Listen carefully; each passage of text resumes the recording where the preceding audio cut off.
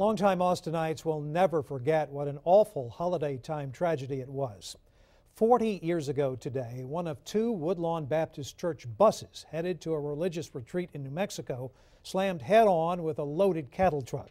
19 people from Austin, 16 of them teenagers, were killed. KXAN's David Scott spoke tonight with survivors who will always remember that tragic day. They always will remember, Robert. It was a cold, clear night, much like it is here tonight. And the two Woodlawn buses on a field trip in New Mexico were trying to cross an old, narrow bridge that was supposed to have been replaced years before. The first bus was able to squeeze by an oncoming cattle truck, but not the second bus.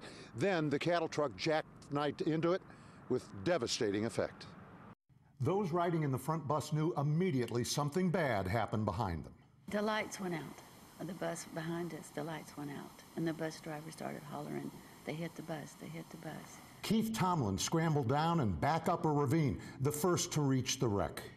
30-something people in there, half of them moaning and crying and stuff like that, and like I said, completely black. 19 people died, 16 of them teens, mostly from Crockett High. Guy Taylor canceled his trip a week beforehand. He needed to stay home and work. You know, I look at it now and I think, well, okay, I could have been one of those 14 caskets laying there. Or if I was on a lead bus, I'd have been in the back with him. And I've always felt guilty because I wasn't there to help. Keith will always remember what it was like in that terrifying bus.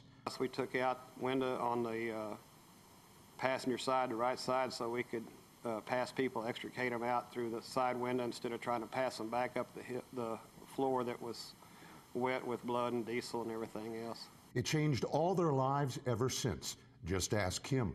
It made me decide I needed God and this guy in my life a lot more. I decided then I was going to marry him and decided I better keep God in my life. And Guy Taylor never forgets, ever. You don't drive down Manchac Boulevard that you don't look at this church and this memorial. You don't go in Crockett that you don't see that memorial there. You don't put your kid on the school bus that you don't think about that day. Austin was a smaller, more intimate place 40 years ago. The entire town was grieving.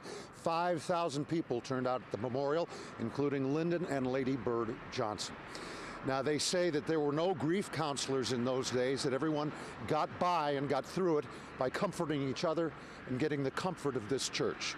But Christmas will never be the same. David Scott, KXA.